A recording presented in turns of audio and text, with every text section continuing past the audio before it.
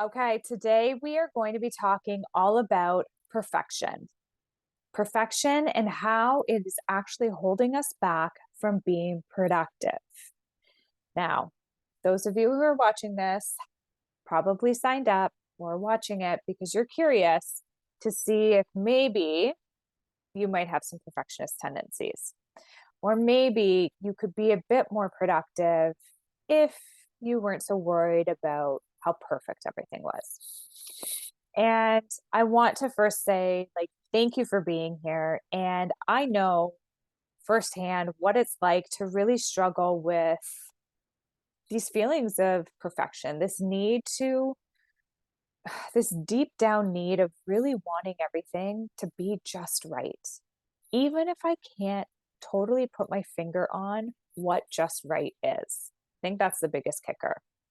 Now, after doing a lot of soul searching and personal growth, um, I've really realized that perfection is most often a result of this belief or this story that we have that we're not good enough. That's the real hard truth about it all. And that when we work hard, when we do things just right, we can continue to cover up this fact that deep down we're not good enough. And we work so hard so that nobody else will see it. Nobody will expose us um, for the lack of good we have in us. Now, this is also crap, and we are absolutely good enough. That just takes some work to get there. But what I see happening and why I feel that this is such an important topic for us to really practice and get a handle on is because right now, so many people are risking progress. They're risking efficient. They're risking learning and collaborating. They're risking productivity. They're risking their balance. They're risking their health. And they're really running the risk of ultimately burning out like so many others.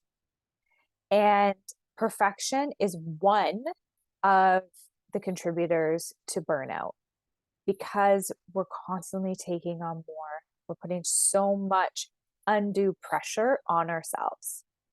Now, perfectionism, like I've said, has really caught my eye because I've seen so many people just call it quits, walk away from everything. I've also seen people who have just driven themselves into absolute burnout because they don't know when good enough is good enough. And I see you. I see all of those perfectionists who really truly struggle. Even when I said that they probably cringed. Maybe you cringed, but really being okay, understanding that good enough is good enough. Perfect doesn't truly exist. Now, I'm not talking science and math and all of those things. I'm talking about that need for perfection, that super subjective perfection that we all at times have struggled with. Your perfect is different than my perfect, and my perfect is different than your perfect. And therein lies the problem. That's it right there. What you do may never be perfect to me, and what I do may never be perfect to you. But we all can be okay with that at some point. Just takes a little bit of practice. So I know so many perfectionists too are struggling with just exhaustion and overwhelm from trying to not only do it all, but do it all right. And they believe, and maybe you feel this way too, that at the end of the day, you need to be the one to do that final review, make the perfect lunches, have the best dinners, volunteer the right amount in your community, have the picture perfect family, um, and so on. And you're just spending so much time trying to make everything perfect that you're actually not even truly present in it, let alone productive. Many of my clients come to me actually feeling very unproductive unaccomplished even in their days. When they look back over their day, it's like, did I even do anything? I know I'm exhausted. I know I did a lot of things, but did I accomplish anything? They feel that stress of their growing emails, the incomplete work, the unanswered messages, all of the things that they didn't do. Say that again. They focus on all of the things they didn't do, and they cannot see what they have accomplished because they're too busy focused on what isn't right, what isn't done, what isn't perfect. And this really stems back to this feeling of not being good enough. If I didn't accomplish everything, I didn't do it good enough.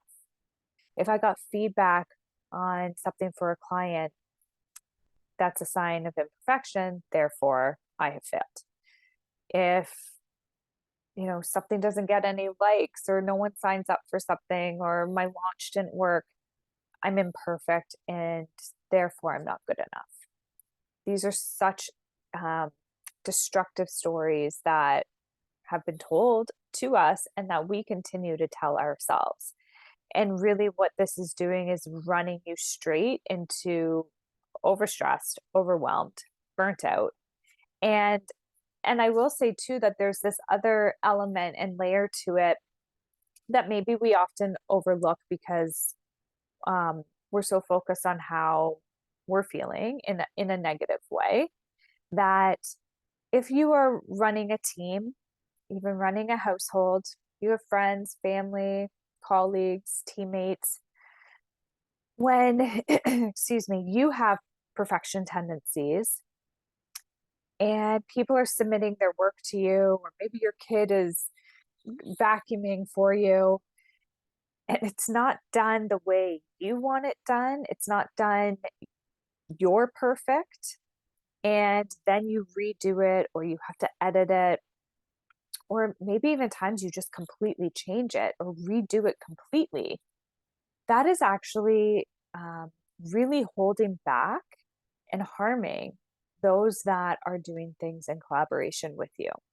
Now, I say this understanding 100% that if something comes to you and there's spelling errors, there's grammatical errors, your kid vacuums and there's still dog hair on the floor, speaking from experience, that there's an opportunity here to learn. Do you submit the proposal with all the spelling errors? I don't know. Maybe it's a good learning opportunity for that teammate. Or I challenge you, instead of saying, see, this is why I just have to do things myself, instead, give it back to them. Give it back to them and say, here's what needs to be corrected. Not give it back to me when it's perfect. Here, I've noticed some spelling errors, or I've noticed some grammar errors, or I've noticed some inconsistencies, or I don't think the numbers are quite right. Go double check your work. Or even to the kid, hey, are you sure you vacuumed over here? Why don't you give it another look? Don't just do it for them. When you do things for other people, now it becomes yours and you take that on, which just adds to your list of to-dos, your pile, your responsibility. You can, however, set boundaries and set expectations. And I'm going to get into that a little bit more. Okay.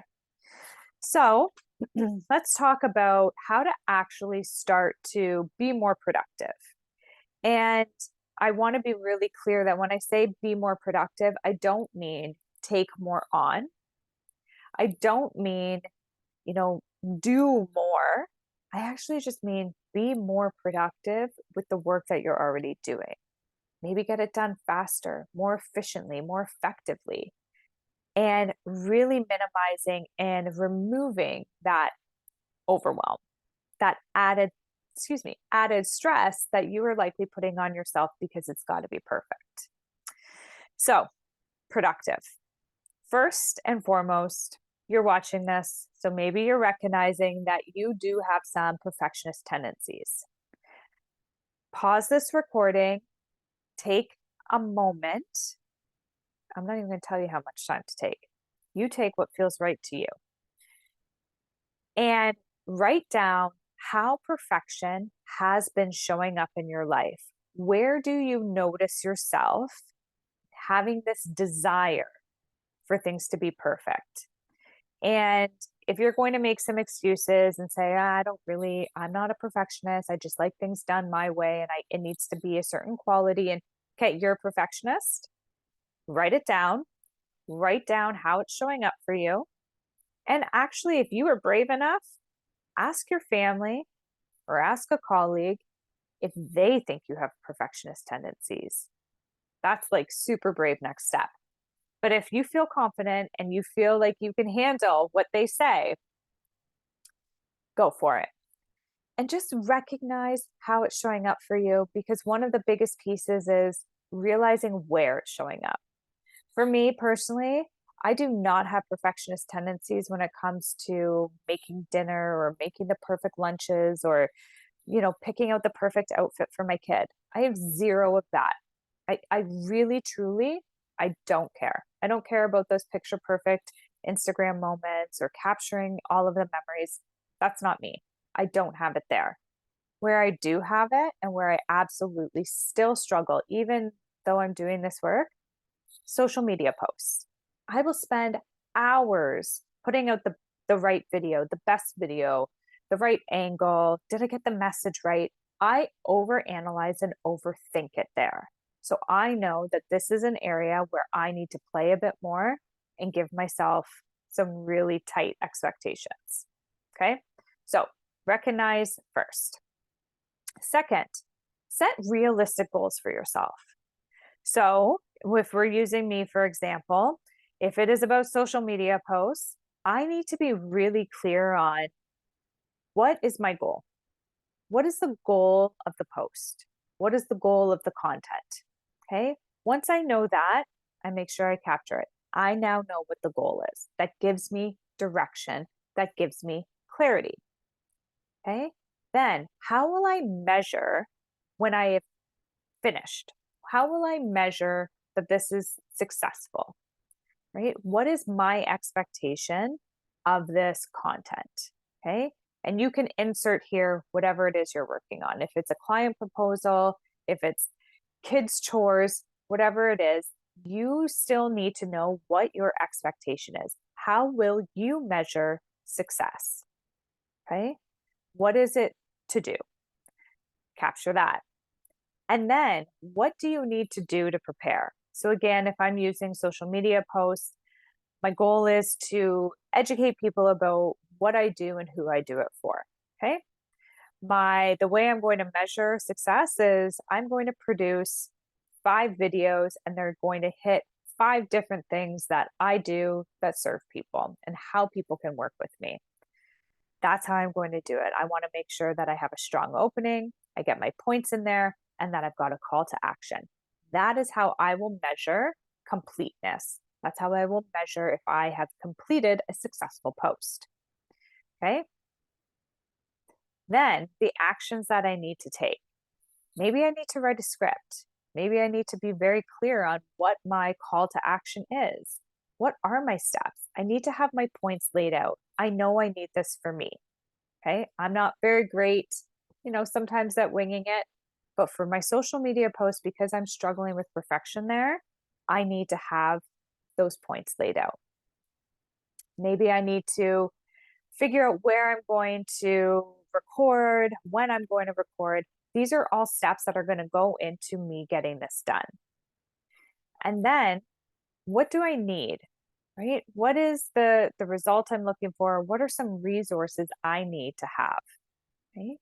Do I need my camera? I need to have some light on me. Maybe I need to do my hair. Whatever it is, this is what I need. Who, and maybe even who else do I need to help me with it? And then finally, the big piece is how much time am I willing and do I have to dedicate to doing this? Because here's the thing, especially with me in the social media posting, because this is a perfectionist tendency, I can overdo it. I can spend so much time editing that Something that should have taken me 15 minutes, or I had 15 minutes carved out for, is now pushing 45 minutes to an hour. And that's not realistic. That is no longer meeting that expectation. So, how much time do I realistically and fairly have to dedicate to this? And set that time aside. And there you go. This tool, and I'll put it in the show notes as well if you want to have access to this tool I've created. You can share this with your team. If this is something you're assigning to someone else, or maybe even your kids, jot it down. Here's the expectation. Here's how I'm going to measure success. Here's what I believe you need to do to get there. Here's some resources, or here's the result I'm looking for, and here's how much time you have for it. This is super amazing for people who are receiving this, because now if I was receiving that, I know all the information and I feel super empowered and ready to go. I know how to meet your expectations. Okay. Do not put on there, I'll tell you when it's done, because when it's done is when it's perfect. That's not helpful. Okay. Next, time blocking. I talk about time blocking all the time, and I'll stand behind it because for perfectionists, this is a huge tool that can really keep you super focused on the task at hand.